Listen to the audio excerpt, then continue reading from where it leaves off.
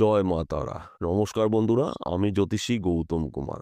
আজকের আলোচনার মূল বিষয় 2025 সালের প্রথম সূর্যগ্রহণ হতে চলেছে, অর্থাৎ 29শে মার্চ শনিবার 2025 এবছরের প্রথম সূর্যগ্রহণ হতে চলেছে।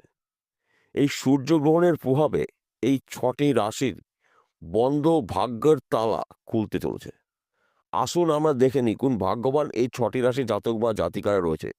তবে ভিডিওটি না কেটে না টেনে সম্পূর্ণ দেখার চেষ্টা করবেন, কেননা এই ভিডিওর মধ্যে আমি যেই ভাগ্যবান 6টি রাশির নাম বলবো, যদি আমার বলা রাশি আপনার রাশির সঙ্গে মিলে যায়, তাহলে বিশেষ করে এই ভিডিওটা আপনাদের জন্য গুরুত্বপূর্ণ হতে চলেছে।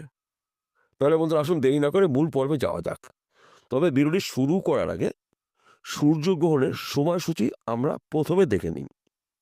সূর্যগ্রহণ শুরু হবে 29শে মার্চ শনিবার 2025 দুপুর 2:20 সূর্যগ্রহণ সম্পন্ন হবে 29শে মার্চ শনিবার সন্ধ্যা 6:16। অর্থাৎ সূর্যগ্রহণের স্থায়ী সময় থাকবে 3 ঘন্টা 56 মিনিট। এই 3 ঘন্টা 56 মিনিটের মধ্যে আপনাদের কিছু ক্রিয়াকর্ম রয়েছে।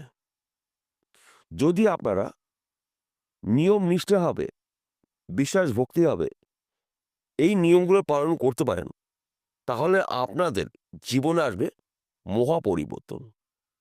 প্রথমত, সূর্যগ্রহণ চলাকালীন কার সঙ্গে তর্ক বিতর্ক অংশগ্রহণ করা যাবে না, অশান্তি করা যাবে না।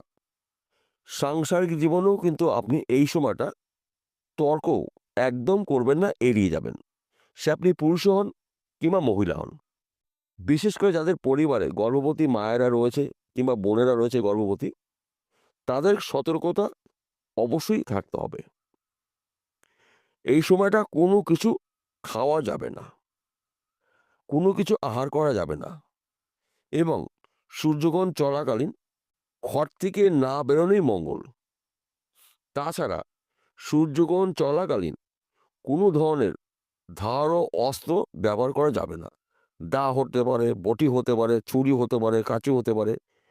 বরং এই অস্ত্রগুলো আপনি এক জায়গায় লুকিয়ে রাখুন, ঢেকে রাখুন, যেন আমাদের মায়েদের বা বোনেদের চোখে না পড়ে। এবং এই সময় কিন্তু কোনো ধরনের প্রাণী হত্যা করা যাবে না। মাছ হতে পারে, মুরগি হতে পারে, এই প্রাণী কখনোই হত্যা করা যাবে না। এবং সূর্যগ্রহণের দিনে চেষ্টা করবেন নিরামিষ আহার গ্রহণ করার। কখনো আমিষ জাতীয় কোনো আহার খাওয়া যাবে না। এবং সূর্যগ্রহণ কিন্তু ভারতবর্ষে দৃশ্যমান নয়, তাই এর কোনো সূচকাঙ্ক মানতে হবে না, কিন্তু কিছু নিয়ম মানতে হবে। কোন কোন নিয়ম আপনাকে করতে হবে? সূর্যগ্রহণ শুরু হওয়ার আগে তুলসী পাতা সংগ্রহ করতে হবে, খাওয়ার জলে তুলসী পাতা রাখতে হবে, ভাত তরকারিতে তুলসী পাতা রেখে দিতে হবে, সূর্যগ্রহণ পরে স্নান করে খেতে হবে। এবং অসুস্থ যারা রয়েছেন, বাচ্চা রয়েছেন, তাদের কিন্তু কোনো নিষেধ নেই, কিন্তু সুস্থ যারা রয়েছেন তারা কিন্তু সূর্যগ্রহণ চলাকালীন কিছু খাওয়া দাওয়া না করাই কিন্তু মঙ্গল। আপনাকে কি করতে হবে? আপনি যেই ধর্মের মানুষ হন না কেন, আপনার ইষ্ট দেবদেবীর আপনি বীজ মন্ত্র জপ করতে পারেন। বিশেষ করে আমাদের সনাতন ধর্মের প্রত্যেকটি মানুষের কিন্তু শিবমন্ত্র জপ করা অবশ্যই প্রয়োজন।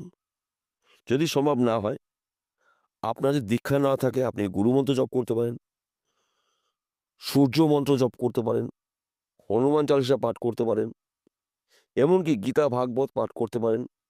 এই নিয়মগুলো যদি আপনি করতে পারেন, তাহলে কিন্তু সূর্যগ্রহণের অশুভ প্রভাব আপনাদের জীবনে পড়বে না, এমনকি সংসারেও কিন্তু পড়বে না। সূর্যগ্রহণ ছেড়ে যাওয়ার পরে আপনার কি করতে হবে? যদি সম্ভব হয়, পুকুরে ডুব দিয়ে স্নান করবেন। গঙ্গা স্নান করতে পারলে অত্যন্ত শুভ। সম্ভব যদি না হয়, পুকুরে স্নান করবেন। সেটাও যদি সম্ভব না হয়, বাড়িতে টিউবওয়েলে স্নান করবেন। স্নান করে আপনার সারা বাড়িতে গঙ্গা জল ছিটিয়ে দেবেন, এবং আপনারও ছিটিয়ে নিতে হবে গায়ে। আপনার বাস্তুতে কর্পূরের প্রদীপ দেখাবেন।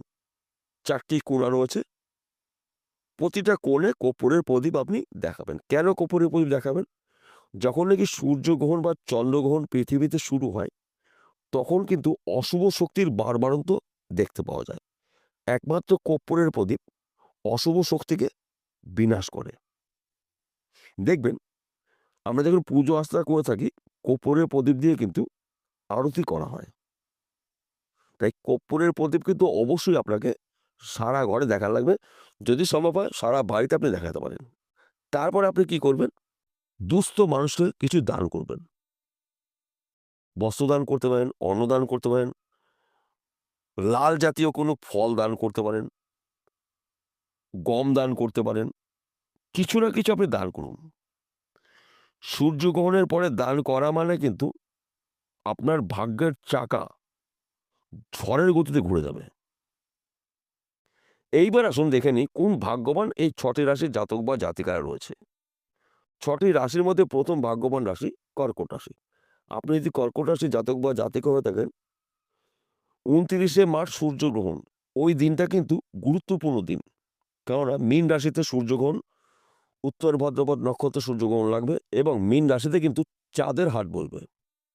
মহাজাগতিক ঘটনা ঘটতে চলেছে। ওই দিনেই কিন্তু শনিদেব কুম্ভ রাশি থেকে মীন রাশিতে প্রবেশ করবে। বিরলতম ঘটনা ঘটতে চলেছে এবং 30শে মার্চ থেকে 13ই এপ্রিলের মধ্যে 15টা দিন কিন্তু আপনাদের জীবনে নিয়ে আসবে মহা পরিবর্তন। তাই আপনি যদি কর্কট রাশির জাতক বা জাতিকা হয়ে থাকেন, আপনার দুর্ভাগ্য নাশ করে সৌভাগ্যবান হতে চলেছেন। আপনি বেকার বেরোজগার থাকলে কাজকর্ম পেতে পারেন। ব্যবসা ক্ষেত্রে সফলতা আসবে। বিদেশ যাত্রা শুভ রয়েছে। গৃহে সুখ শান্তি সমৃদ্ধি প্রবেশ করবে। সন্তান শিক্ষা শুভ। প্রেম ভালোবাসা দাম্পত্য অতি শুভ। না চাইতেই অনেক কিছু আপনি পেতে পারেন। সূর্যগ্রহণের প্রভাবে আপনারা কিন্তু গরিব থেকে এই 15 দিনের মধ্যে ধনী হতে পারেন, যদি আপনারা নিয়মগুলো পালন করতে পারেন। দ্বিতীয় নম্বর ভাগ্যবান রাশি বৃষ রাশি। আপনি যদি বৃষ রাশি জাতক বা জাতিকা হয়ে থাকেন, 29শে মার্চ সূর্যগ্রহণ পর থেকে 13ই এপ্রিলের মধ্যে আপনার জীবনে আসবে নানা দিক থেকে শুভ খবর। যেই খবরগুলোর জন্য আপনি অনেকদিন ধরে আশা করেছিলেন, আপনার আশা পূর্ণ হতে চলেছে। বেকার বেরোজগার থাকলে কাজকর্ম পেতে পারেন। ব্যবসা করলে ব্যবসা ক্ষেত্রে আপনি ঝড়ের গতিতে আয় উপার্জন করবেন। চাকরি করলে প্রমোশন রয়েছে, পদোন্নতি রয়েছে, সম্মান প্রাপ্তি রয়েছে।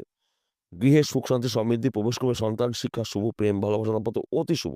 শত্রু নাশ। চতুর্দিক থেকে কিন্তু আপনি লাভের খবর পাবেন, যেই খবরগুলো আপনার জন্য লাভজনক। তৃতীয় নম্বর ভাগ্যবান রাশি কন্যা রাশি। আপনি যদি কন্যা রাশি জাতক বা জাতিক হয়ে থাকেন, 29শে মার্চ সূর্যগ্রহণের পর থেকে অর্থাৎ 13ই এপ্রিলের মধ্যে আপনার জীবনে আসবে সফলতা।